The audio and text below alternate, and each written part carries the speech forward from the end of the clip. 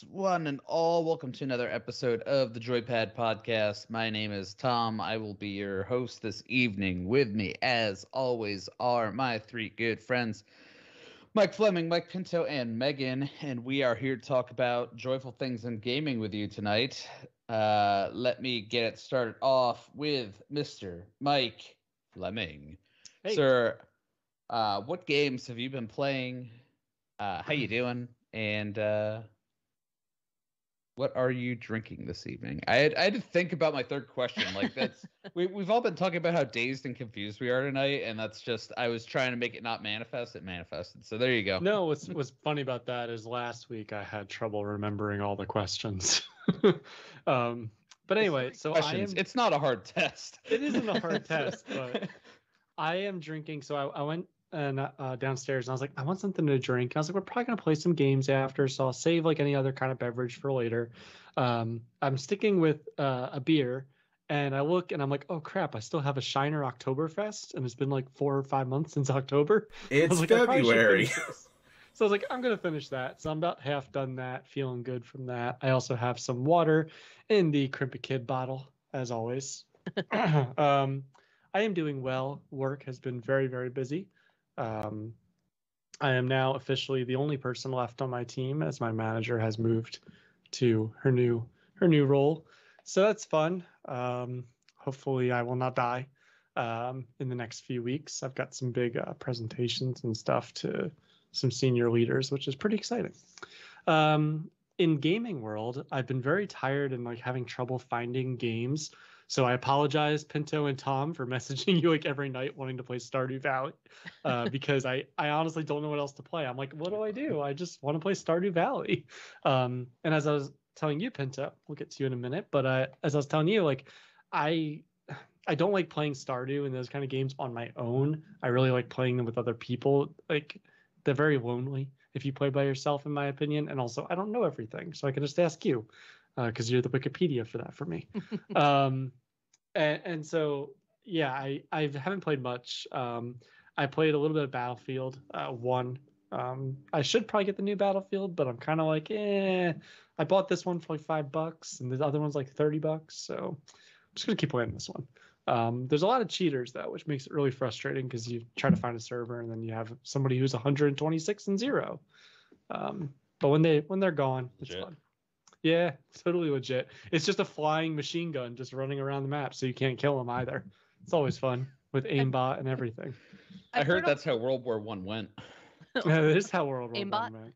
Yeah, the British got aimbot in 1918 from them Americans, and the Germans were unfairly treated, and we know what happens after that, right? So, anyway.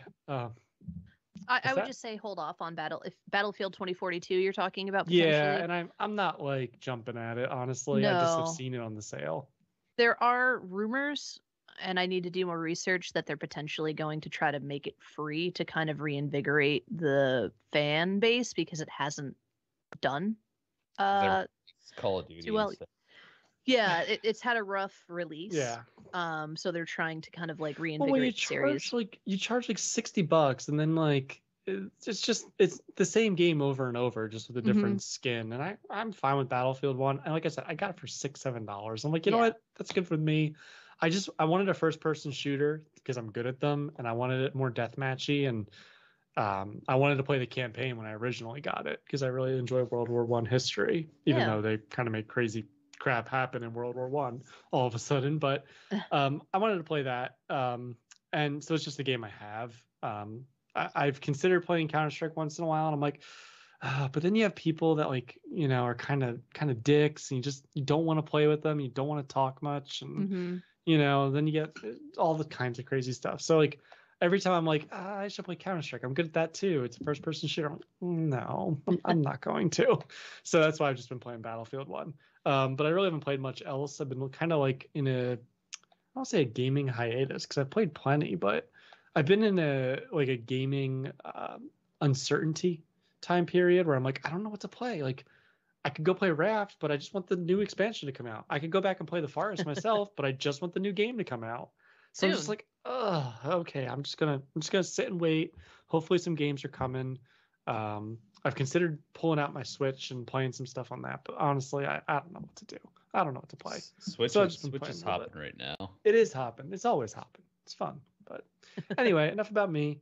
Mr. Pinto, since I called on you before, how are you doing? How's your personal Stardew Valley going? Because I know you're playing. And what are you drinking tonight? I'm drinking water, as usual. Yes, the bug has bit me. I am playing Stardew Valley once more. This may be, like, blasphemy, but I've installed some mods, and basically all I'm doing is I'm playing the game as normal, except my character runs at light speed. So that's incredible. That's basically, like, that's the only thing I've modded, so that I run around, like, stupid fast. Like, to the point where the game won't register that I'm, like, clicking on doors and stuff. I'll be like, go down the ladder, go down the ladder, go down the ladder, and the game's like, you're not there yet. Oh, no, there. Okay, you're there now. So I'm in summer of year 1, and I've already, like, gotten through the mines and like reached level 100 in the Skull Valley mines, whatever.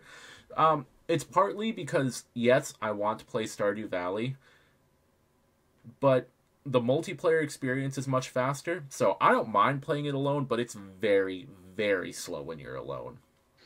Yeah. So, and the other thing with that is, if I get through it faster, that means I'll finish it faster and wait another, like, 3 months before I have to shoot up again. So, the other game I've started playing again, and I kind of, I've kind of taken a hardline stance on Blizzard bad, but I've started playing Hearthstone again. So, I don't know. I have mixed feelings on it, but, like, it's fun to me because it's, it's like Tom's Rocket League, where I can just jump in and play a game of Hearthstone, and it's over in, like, 5-10 minutes. I'm like, okay, cool. So, you might have to switch to MTG Arena. That's so much more complicated, though. No. Is it really? It's just like a different. It's the same exact game. Is it? Yeah. Yeah. Magic the Gathering and Hearthstone are the same game. They are very similar. I think there's a little more strategy in Magic, but yeah, Hearthstone is Magic Light. I kind of like that experience, but Blizzard. I don't blame you. But I don't blame you. Blizzard bad. What else have we been playing? Blizzard Fleming. acquired for $70 billion. Yeah, Fleming and I have been working our way up the war selection ladder together. Oh yeah, we did play some war selection. I totally forgot. We are quickly, soon going to breach the top 100 teams in the world. If we, it's not a big bracket, Megan. Don't sound so impressed. I'm impressed. I think you're playing against for both of you. 20 people. Yeah, we lost one game, I think, and it was even that was a close game. Like, there were a couple things where, like, well, if we had done this differently, we would have won. So, I'm enjoying it a lot. 2v2 goes a lot faster than the big games that we used to get into. The 8v8s that take like 3 hours. Yeah. 2v2s generally last probably like 20-25 minutes maybe. I think the one game that we lost, because we really held out for quite a long time.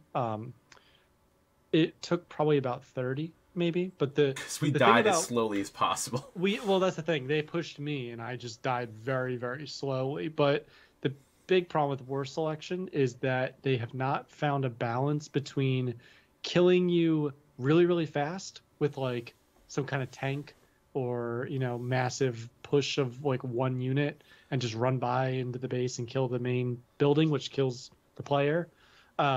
And not being able to kill somebody. They just don't have a very good balance there. Honestly, they need to change it so like the max amount of team battles is like 5v5 or even 4v4. And then if you want to have the super big one, that should be like a whole separate bracket. Do like, team match 5v5 or below, and then do another one that's like almost like a custom game, like super expansive 30 players or whatever they can do. Oh my god! I think no. it is. Yeah, I think it's 15 versus 15. Is the It max, is. We've never so gotten there though. No. I think they have a setting that says if you want big games or smaller games now when you queue up. But I don't know how many big Yeah. versus small is. I would just liken our experience in War Selection to like a really dramatic movie where like I'm doing my best to save you, and then like someone's like, he's dead, he's fucking dead. I'm like, I can save him, and we're going back and forth. You're like, let me go, man, it's fine. We'll just play another game. What's wrong with you? Stop being so dramatic. We did fine, and even in the game we lost, we did completely fine. It's if you're gonna win every game, then it's not even a competitive game. We at that did, point, right? So we did play one game that was almost entirely a water map. That was and silly. there was copper. Yeah, one copper on the main island with us to share, and then one iron on 2 other islands. That was it. That was the only metal in the game. I love the derpiness of games like that. They're so strange. At one point, I did type into public chat, like, we can all agree that this game was stupid, right? And everyone was like, yeah, yep, totally. Yeah. So, I mean, at least they had a sense of humor about it, and it was a very close game. So, I think that's about it. Megan, I'll let you talk about the House of Ashes debacle. Which I briefly mentioned last week when you weren't here, but what have you been playing besides the same part of House of Ashes 3 times in a row? 3 times? Oh, no, God. it was only twice. What are you drinking? How you feeling? Etc. I'm enjoying a nice freckled lemonade from Red Robin. Oh, I love that. Oh no, Right? I want one. Why too did they expensive. put children's freckles in it? Because youth. But that going for me. How am I feeling? I'm okay. Work has been super busy, which is nice, but also every time we have a set plan, my boss is like, we're pivoting, we're changing.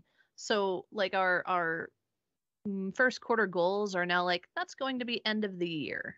And I'm like, all right, that's cool. Fine. Just tell me what I need to do and I will do it. But just a lot of work, but it's different and I'm still enjoying it. Just changes a lot. But to get to the House of Ashes debacle. So Mr. Pinto and I started playing it, was it 2 weeks ago? I think. Yeah, 2 weeks ago. And we decided that we were going to record it for the YouTube channel.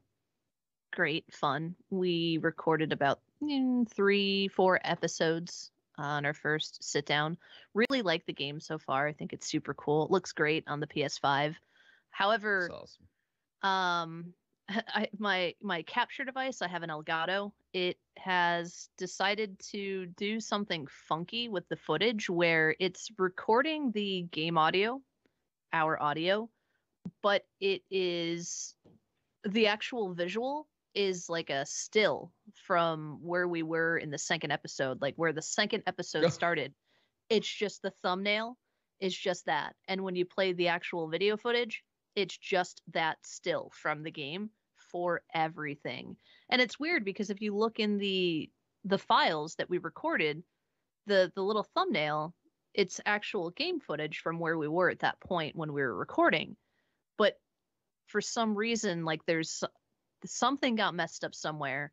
So we tried to restart it and it did the same exact thing. Like I waited, I let the files upload, do everything that they're supposed to, and it did the same fucking thing. So I think I need a new capture device. I don't know. I blame the 2%. Yeah, I was gonna mention something about how like the structural integrity of your capture card has been compromised. It's iffy. So. I dumped an entire glass of 2% milk on my desk, and the Elgato happened to be in the way of the flood, and it held on for a few years, but I think it finally might have done it. I don't know what their policy on milk spill coverages is. They might only extend a skim in 1%. Whole milk only. Whole only. But yeah, the goal is to, I think, trade in the Xbox Series S, which I haven't traded in yet, and just get a new capture device. So I don't know. Not a terrible plan. I'm sorry you're living through that though. No, it's cool. I was like so frustrated. So we tried to start House of Ashes. I'm enjoying it so far. I'm looking forward to talking to you about it, Tom. Oh, I am as well. As For far sure. as far as any other games, I've decided to make use of the Xbox and the Game Pass, and I've been playing Death's Door, which I know has been out for a while. I finally sat down to play it because it's free, and why not? So I'm really enjoying that. It's super cutesy, hack and slash. You're a Reaper taking souls, and you lost the big one, and now you need to reclaim it. But it was stolen from you, so you have a mission that you need to complete before you can get it back. So if you have an Xbox and Game Pass, I highly recommend it. Even if you don't, if you can find it, it's not too expensive. I think it's worth it. It's a lot of fun. But that's about it for me. Mr. Tom, how are you? What are you drinking? Did you spill milk on some kind of expensive piece of technology? And did I ask what you're playing? What are you playing? You're muted. Uh-oh. It's funny you ask. Earlier this week, I had a drum shipment of milk to my house, and I just dumped it all over the house. It got in every corner and crept. No. No, this did not happen. Damn. No milk related incidents. I did I think it was last week, have an issue where I spilled my beverage of choice tonight, Bang Blue Raz energy drink, not a sponsor, all over my kitchen floor. Like I accidentally punctured it and it started spraying everywhere. And I think it was while Pinto and Fleming and I were playing Stardew Valley, and my entire kitchen got coated in energy drink. And I had to take like 20 minutes to clean it up. My cat got hit by some of it and was thoroughly scarred for Not life, the and cat. started yelling at me and trying to fight me, which is his thing. If he gets disturbed and perceives the slight as my fault, he will stand in the corner and yell, and if I get near him, he will try to fight me. Otherwise, very loving, but very judgmental also, I suppose. As cats are. Yes. So games I've been playing, have been playing my normal Madden. I actually just played some today. I got everything to Atomic Superman status like I always do. Fleming, that might be your next go-to once it doesn't cost so much, because you know they're going to bring that price down. But I know you've been loving on those Cincinnati Bengals, so. And then I've been doing a lot of Rocket League as well. I'm gonna circle back to that. But my wife has been playing Pokemon Arceus, and she has been loving it, which is really cool. I watched some of it with her playthrough, and I thought it was really neat. So I have a copy of the game that I'm gonna start as well, probably this weekend. Haven't gotten to it just yet, but I'm greatly encouraged by seeing how much she likes it. And then we opened up Halo Infinite and played some of the campaign mode for that, which I was very pleasantly surprised by, because when I think Halo, I think kind of on rails first person shooter where you just go from room to room clearing rooms. Mm-hmm. And it's more like Skyrim. You said that carefully. Yeah, I did. But it's open world, and you have to kind of capture objectives. Maybe Far Cry's a better comparison. Okay. But it's not as populated as like a Far Cry is. So it's an open world. It's not densely populated.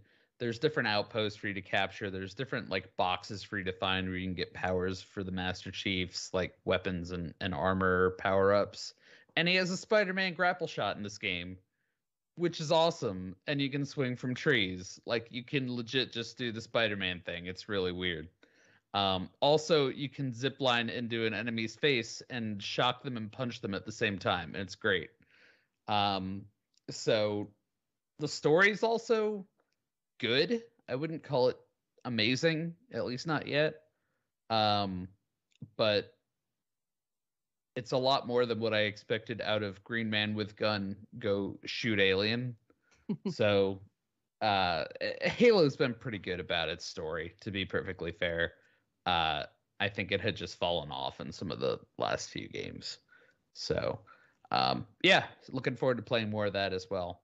But I wanted to circle back to first Pokemon Arceus and recount the tale that I told you guys in chat as I was so mad and my Sunday got ruined, where Nintendo no let me buy digital game twice because I want to be able to play the game while my wife plays the game, and she bought a digital copy through the Nintendo eShop, and Nintendo will not allow you to buy one if you're on the same like account but a different Switch.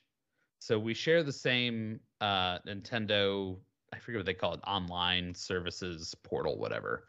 And she bought it through that on her Switch, and it literally would not allow me to buy it on my Switch.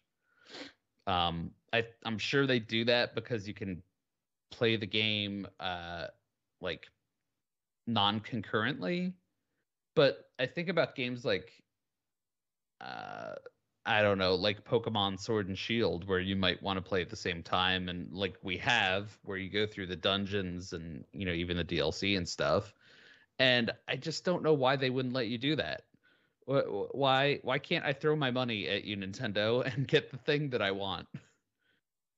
I guess they want you to throw more money at them by having two separate Nintendo Online accounts, two separate Switches. Basically, you're two separate people, but it doesn't make sense because you have a family account. So like, yeah, those two things are kind of counterintuitive, or they just don't kind of work together, and they don't explain that, I guess.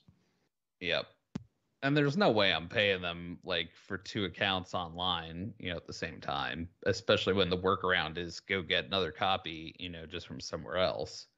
But that transcended into me driving to my local GameStop, which is not that far away, and trying to buy a physical copy of the game. At which point they said, "Oh, we don't have the physical game. We'll have it tomorrow. We're holding it for pre-orders." I went, "Fuck pre-orders. Fuck you." I'm And I was surprised they about to. do that still. Yeah, they sure do. But they told me later they have to do it to make sure that like people who are no-show, like people that arrive on time, get their game, and that they have enough inventory for them, I guess. But then once they no-show by a certain point, they can release the inventory. Yeah. Which I understand, but just order order your pre-sale volume plus Right. 50 or whatever, right? It just And doesn't then make sense to only have the amount that you have for pre-orders. right. It's so stupid. But anyway, so I was about to walk out the door, and then they said, "Well, we can sell you the code, like a digital copy." And I was like, "Okay, maybe that's fine." And I asked them while I was there, I said, "This is the situation. Will this work for me if I buy a digital copy from you?" "Oh yeah, sure, it'll work." Well, okay, great. So I go out, do my grocery shopping, come back home, and punch the code in, and Nintendo proceeds to tell me this account already has a copy of this game. You can't redeem this code. Why? Nintendo, take my money. I've already spent it on a series of 16 digits. Like, there's two things that are frustrating there, which is that A, Nintendo is blocking me, and B, GameStop told me it would work. So like between those two things, I have purchased a sequence of letters and numbers that have no value to me. $60. Yeah, exactly. So, fortunately, after I got done fuming and screaming, which I did literally do, I called the GameStop store and, asked them what we could do. And they told me, okay, well, we should have the physical game around tomorrow. Normally we don't do returns. for this kind of stuff. I'm like, yeah, no shit, but that's why I asked you before I bought it. Yeah. And they did allow me to return it. So I came in the next day, returned the code. They gave me credit. And they said, "Oh, we can only do this once, sir." And I said, "Not gonna buy a digital code from you guys again." They did give me my money back, put it immediately towards a physical copy, which they could release to me at that point. Even though the woman behind the counter said, "Oh, I don't know if we're gonna have any. These have been going like hotcakes." And I'm like, well, the freaking lady I talked to yesterday told me that you had them and you couldn't release them until after pre-sale. So quit giving me bullshit and just sell me the fucking game. Yeah. So long story short, I got it. I'm fine. And it works with two physicals or whatever. I or think digital and physical. Yeah, I think it does. I think there's no issue with that. I haven't plugged it in yet, to be honest with you, because I went and got it on like a Monday or a Tuesday or something, and I was working. Yeah. Yeah, that ought to be okay. So, I want to give props to GameStop for letting me return the code at least, and getting everything right at the end. I would also, however, say, please don't tell people that it's going to work if it's not going to work. And get more inventory instead of just pre-sales. Well, I know when I was younger, and maybe it was just my youth, but the point of going to something like Best Buy or GameStop was that the people there had a better than I'm just gonna say better than rudimentary knowledge of games and tech. Like they weren't experts by any means, but they knew how things would function, or they should. And obviously they don't anymore, and that's frustrating because it's like, well, okay, now what's the benefit of going to GameStop versus going to Target or going to Walmart or any other place you could buy it? And it did seem like, when I asked, it seemed like they were knowledgeable. They did say yes. They said, I'm pretty sure it will. And when I called and asked them about it, they said like, oh, you should be able to do this and it should work. And I told them, that's exactly what I did and it does not work, kind of thing. So, I don't know. It's, I think most of the blame honestly goes to Nintendo for this. It's just a bad design. It's a bad design. Let me spend my digital money. Well, that's why I always have reservations around digital copies versus physical. There's a number of limitations. The resale or refundability of them is basically non-existent. You don't get a discount, but you have nothing in your hands. It's just in your account. Like there's a number of reasons that I personally, if the price is the exact same, would prefer the physical copy, with the exception of I would say cheap games, right? Games that are $3, $4, $5, $6. I don't want to have to deal with a physical copy, and then I'm going to play them once, or twice, and potentially never touch them again unless I'm really bored and looking for something fun. So that's just my opinion. I'm not a big fan of the whole digital kind of games and digital world in that sense. And again, though, we say this, but we all have so many digital games in our Steam libraries that we've purchased on Steam without getting physical copies. But can you really get a physical copy of a PC game? It's much more difficult now. Yeah. Much more difficult. Yeah. Agreed. And even if you get a physical copy of the game, you open it up and there's just a code, and it's like go there and then download it. It's a like, key. Okay. Yeah, it's just a key. You don't get you often don't even get a CD anymore. I think you just kind of get like a physical like box, and it's like, here, go do it. It's like, okay, thanks, appreciate it. I mean, I really like having, for the Switch at least, the physical cartridges because they're so small anyway. They travel well. Like honestly, a micro SD can hold 128 gigs. Like, I don't see why that's not the future. Yes, they taste delicious. Oh, don't do it. But I just don't see. A micro SD is like a quarter of the size of like a Switch cartridge. So I don't see why we can't just do that with everything. But I don't know. Anyway, that was the GameStop experience. The one other thing I'll say with that is, boy, howdy, did they just try to sell me a membership plan like crazy while I was checking out, and I was already not happy about stuff. And the lady kept going.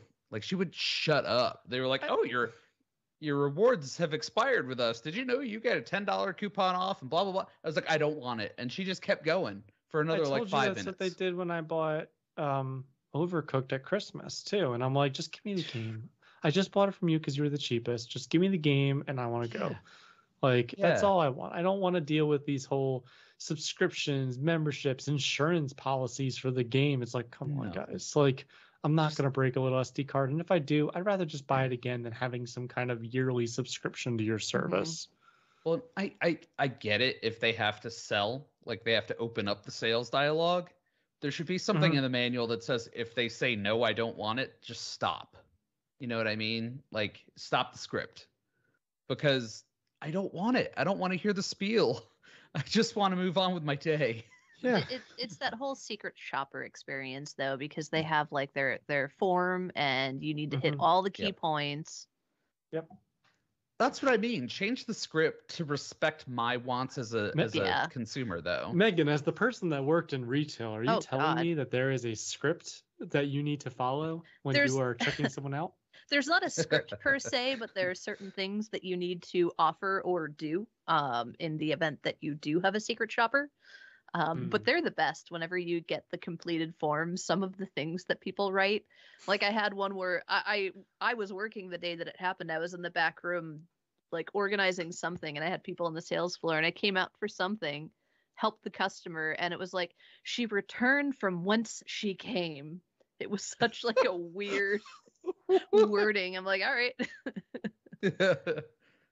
Go back from whence you came and then return from whence you came. Uh-huh.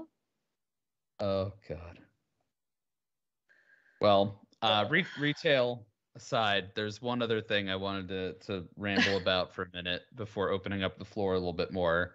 And I think you touched on it a little bit with the competitive aspect of things. And Fleming, I think you were talking about Counter-Strike and that feeling of like, it's just full of dicks and like it gets annoying.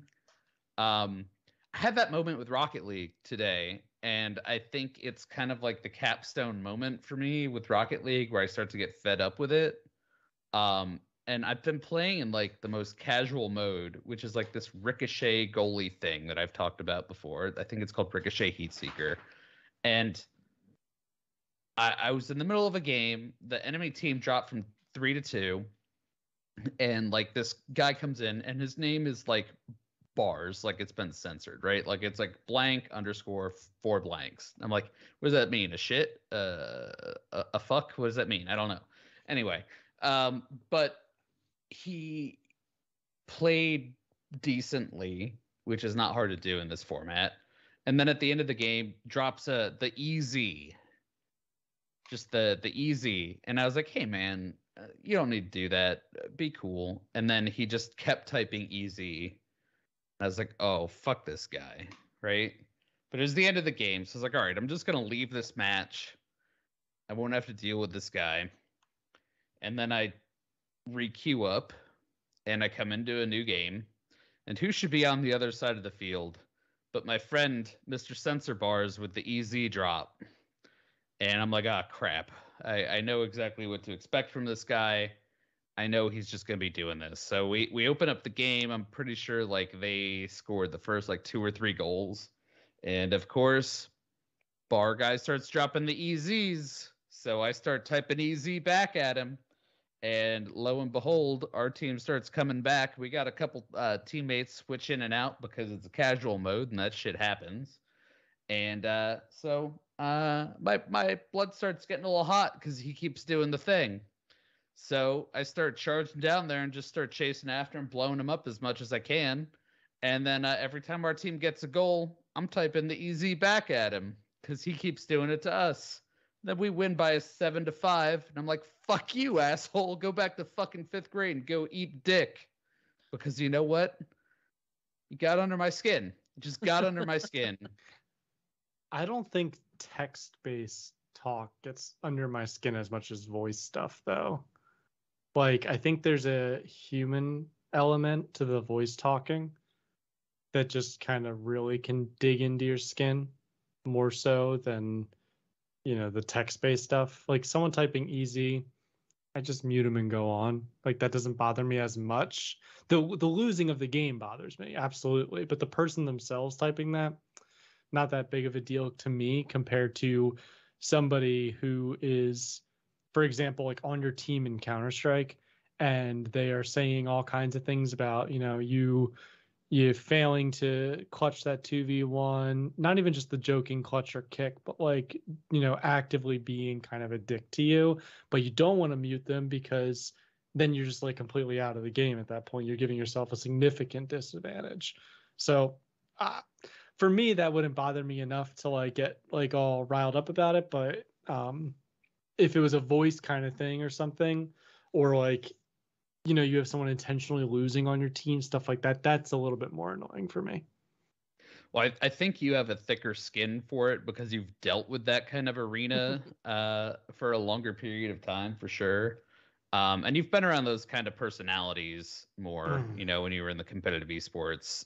I mean, that's just who a lot of those people are, to be honest with you. But yeah, I don't know. That shit just gets to me. Especially when it's a super casual mode like that, like just be cool. Like there's no reason. Oh yeah. It's just really annoying. And honestly, something similar but different happened the other day where I was playing against like another group of people, and I played them in like 2 matches in a row. And I was getting fed up with my team because they kept bumping me out of the goal, and the entire game is really about playing like 3 people in goal. So, they weren't being careful. They kept bumping me out of goal. So I was adopting this mindset of like, all right, if they just keep doing that to me, I'm just going to go ahead and I'm going to try and like charge and blow up the opponent cars, and I'll let them play goalie. And if they let the balls in, fine. I don't care, whatever. So I think the other team took exception to me they were doing a very good job. They were much better. And I think they took exception to me not playing goals. So one guy says, it looks like you guys really need another goalie back there. And I just type back like, well, sometimes I like to let them live and die on their own in goalie. And then he wrote back like, my online name is Dr. Pompadour. He says, Dr. Pompadour is just a gold with a dream. And I said, yeah, you're probably right. And then I told him the goalie thing. He's like, tough love, I can respect that, like that's fine. Like I don't mind that sort of like back and forth, but if you're just out there typing easy, you suck, man. No, like I said, that doesn't bother me. What bothers me, and looking back on it, what bothers me in general with like a competitive game and that kind of attitude is the time waste.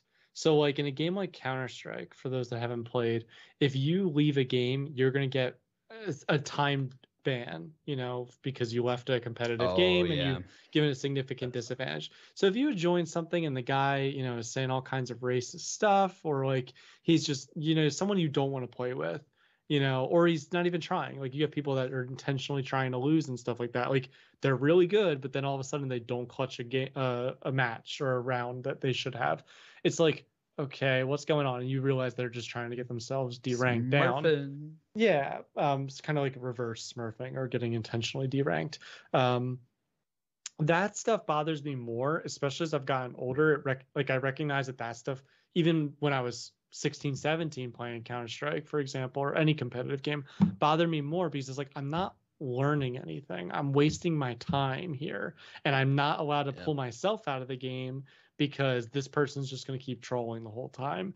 And that's where that's what any team-based game that you're not playing with your friends is going to have a problem, because you just are wasting so much of your time. Even as a kid, you have those like 3-4 hours potentially at night that like, that's your time to play. That's your time to practice. That's your time to get better, find good teammates that you want to like join a league for. So I as I've gotten older, I've realized no matter what competitive game it is, if I'm just getting my butt kicked even, it's like, well, I'm not learning anything. It's a waste of my time, and I just don't want to.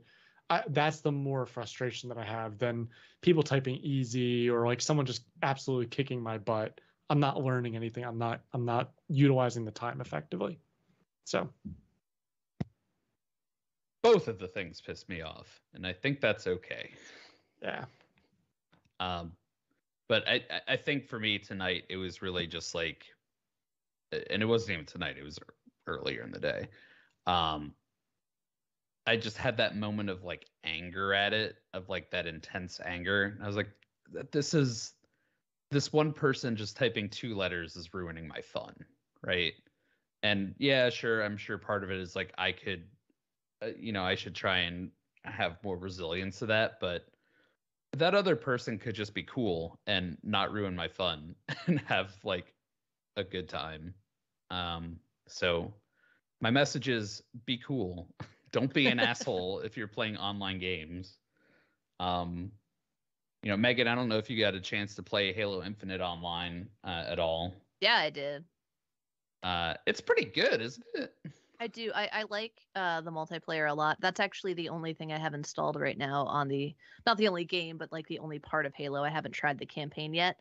I had my get good scrub moment, but I turned it into just me doing everything I could to piss that person off. That's what I do. Yep. Like if you're just going to bitch and complain, then I'm just going to do whatever it is that irks you. Yep. No, I'm totally with you on that. But I can't say I have felt a lot of like the competitive online aspect of that game. But my wife and I played the multiplayer versus the AI, I think, because we were having trouble getting into multiplayer games. Okay. And that was fun, honestly. Yeah. Enjoyed it. I like it. I love the changes that they've made from, like, I haven't played Halo in years. So to sit down and see where it is now, I love the customization that they've added, all the new power-ups, and even just like the unlocking of weapons. I think that's super cool. Usually games like that, I'll do the single, like free-for-all, rather than playing in like a team. I only really like to play in teams when it's people I know. Yeah, that's fair. Yeah, and I really liked as well, and you may not have seen this yet or had to see this.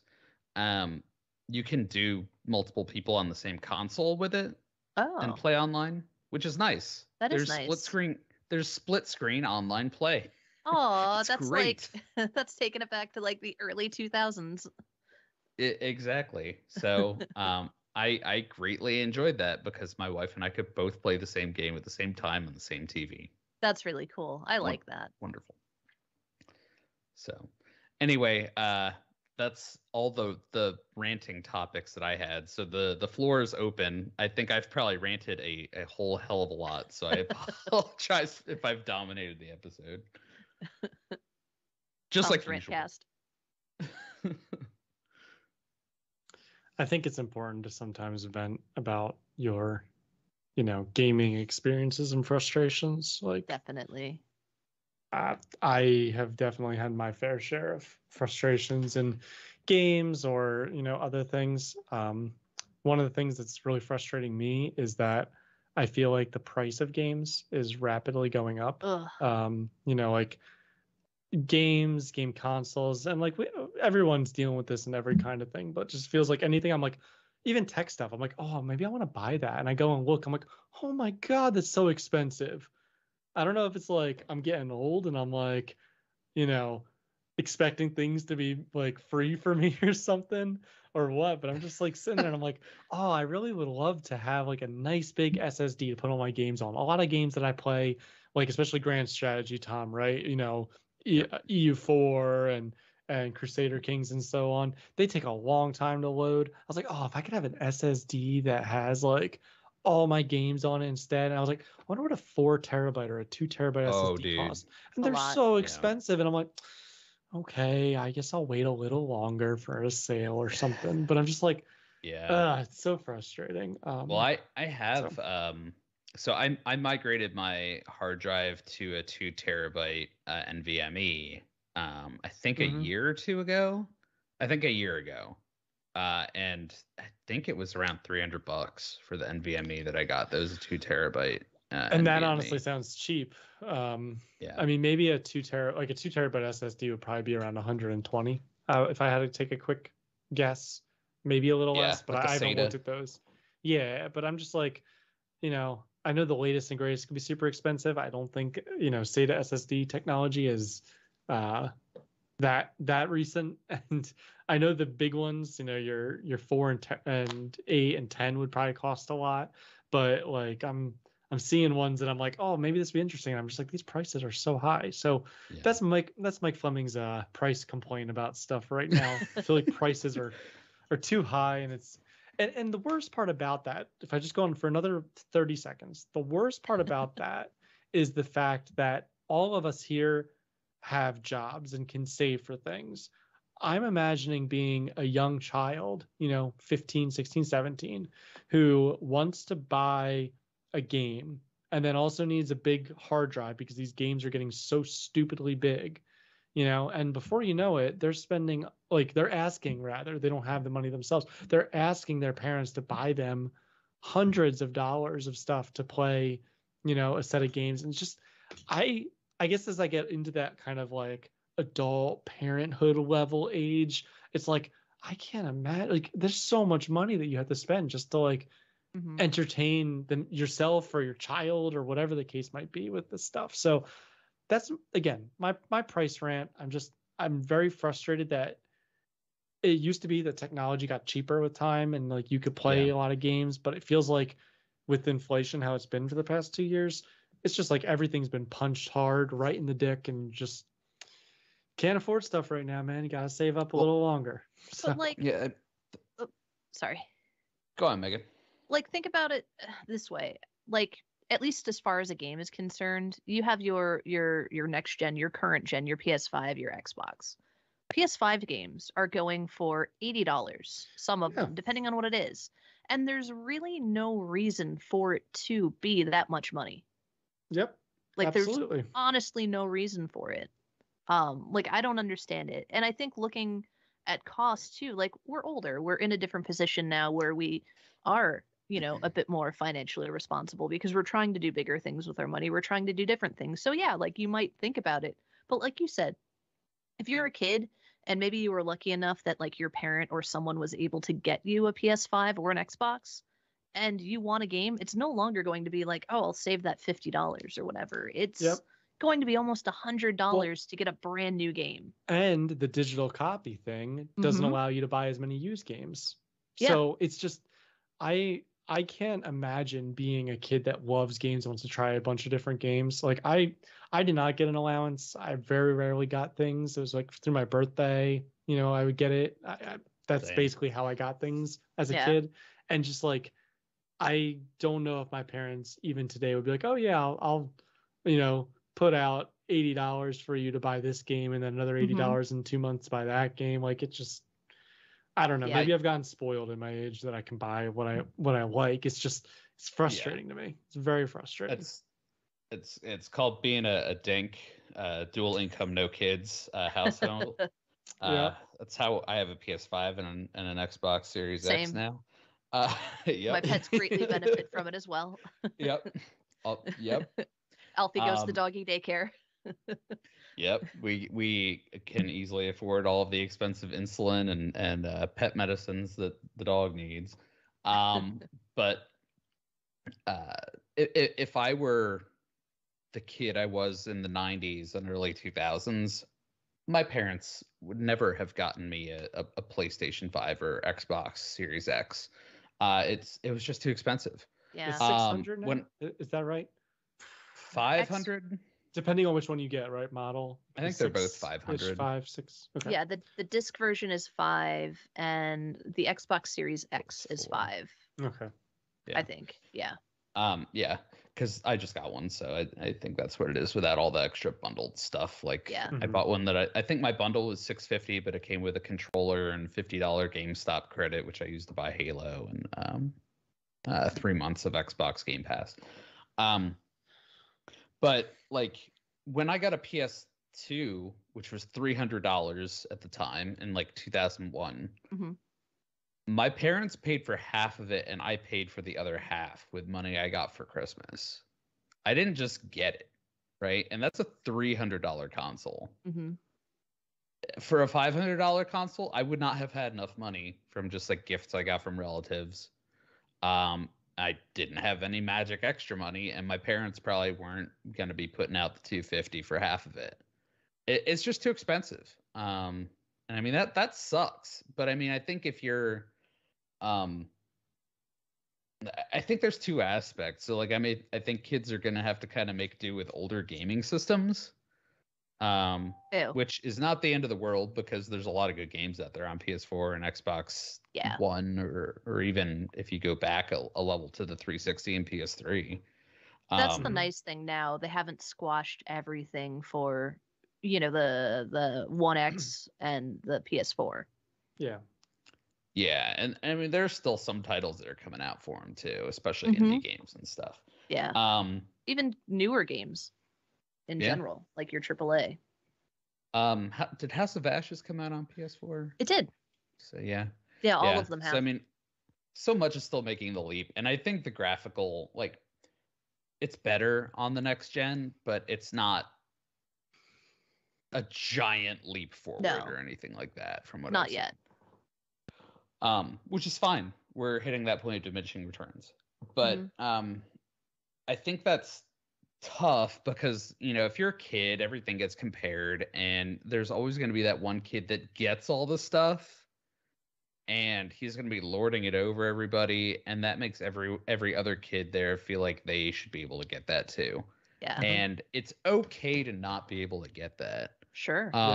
But that puts so much pressure on the parents, and that's not right. So there's not a magic way to deal with that. But that just sucks. Well, and the kids don't realize all they like the financial struggles of their parents or something too. Like I came from a relatively good household, but even then I didn't get those new consoles. But I was really good friends in like elementary school with someone who had parents that were divorced, and I'm not in a divorced or from a divorced household, but I know that in those you often have parents competing and giving their kids what they want so that, they look better to them than their other parent. And it was a pretty fresh divorce at that point. And, he had every kind of console. Like I found games out mostly through my older brother, that he wasn't playing yet. So like we had that kind of relationship where I just was a little bit more mature in my games than him. So like I remember playing Final Fantasy VII before him, for example, but he had a PlayStation. He just didn't know about that game yet. But the next week or two, he had the game. So it's like, it's hard for a kid in those spots. But the nice thing, like you guys both kind of said, is that there are older games that are still hugely popular because they've, the franchise has been around for a long time, or you're effectively playing the same game. So like they're a little younger in my case, I just said, but a kid that's 15, for example, that wants to play The Last of Us can play it on a PS3 and be fine, even though it's, for PS4 and I think it's out for PS5, right? Yeah. So you could play it on any one of them and you're going to get 99% of the same experience. So that's good. I think Steam is really helpful. Steam, I remember when it came out, as a kid, I remember clearly Steam coming out because they bought, Half-Life and all those. I remember that happening. But it's just there's opportunity for kids to play all different kinds of games that like they can expand, and there's so many that they have a little bit of a better spot versus us, where it's like if you don't have the PlayStation 1, then you can't play this game. There's no other way. There will never be another way. That's the only way right now. So that's beneficial. So even if you don't have that one console you could play, unless it's a game like a console exclusive, you could probably play it somewhere else. I think I do hope that more starts to come to cell phones, even though it sounds kind of dinky. But I think that's kind of the most accessible way, because basically everyone has a smartphone at this point, and a pretty decent smartphone. So I think, if you get stuff like XCOM on your phone, which Pinto's talked about, Fleming, I think you have that as well. I have it. Amazing game, hours of gameplay, incredibly replayable, like $3 on your smartphone. Smartphones and tablets, I think, are the most accessible gateway, and I really hope that that kind of grows because of that. Because even PC gaming, which I think, always has the knowledge barrier of entry, but cost is absurd right now. I've been watching some of the videos on like Linus Tech Tips and stuff about even just some of the new GPUs coming out, and they're all basically like garbage GPUs that are getting released because they just need to have inventory because and they're hundreds of dollars. And they're so expensive for what they are. So I mean, the barrier to PC gaming entry is just much higher right now, and I hope that changes. I hope the chip shortage gets sorted out, but I think it's going to take time. Mm-hmm. Well, and that's why I also recommend you buy used. Buy used consoles, buy used games, especially if you can get a warranty through like someone like GameStop, right? That's selling it or something. It's probably worth it. It's definitely a way to get into those, and it's going to be cheaper for you. So I have a used PS4 sitting right here that I bought from GameStop a number of years ago. Works great. But in terms of price, we talked. I think at the end of 2020, I bought an RTX 3090, and I was not able to get it retail. I got it from a reseller, and I think it cost an extra $300 or something like that. Wow. If you wanted to buy the same card now, it would cost $2,500 more than retail.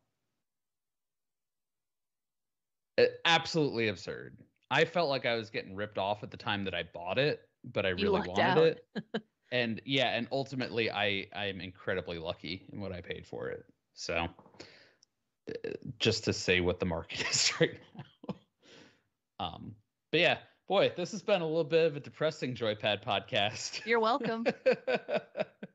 I think we're describing the things we want to make more joyful in the world. Be nice to people online. Yeah. Try and find some of the cheaper games. Take solace if you're a child or a parent of a child who's getting into gaming. Buy some of the older stuff. It's okay. It's still really good. Get into mobile gaming a little bit. That's fine too. And things will get better. Kids love Minecraft. Put it on your phone.